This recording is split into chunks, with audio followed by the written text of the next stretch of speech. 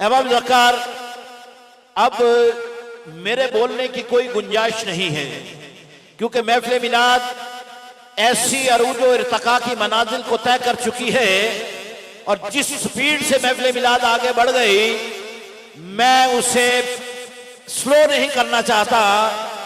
बिला ताखीर एक और बैनुल अक़वामी शोहरत याफ्ता बड़ी खूबसूरत आवाज आपकी समाअतों की नजर कर रहा हूं।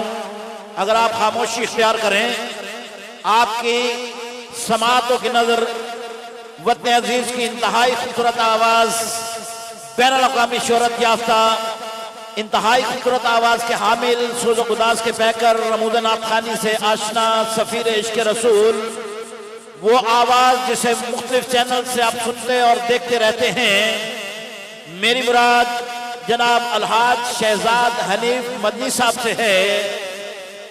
जो अहबाब खामोश हो जाएं, मैं दुआ करूंगा कि अलहाज शहजाद हनीफ मदनी साहब तो मेरे मक्का पाक और मदीना पाक के हर साल के साथी हैं। अगर आप खामोश हो जाएं तो अल्लाह करे अगले साल मैं ये भी कहूं कि ये सारे मेरे मदीना पाक के साथी। एक दफा बुलंद आवाज से कहे सुभान अल्लाह। अलहाज शहजाद हनीफ मदनी साहब माइक पर तशरीफ लाते हैं और बारगाह रिसालत में गुलहाए अकीदत पेश करने की सआदत हासिल करते हैं।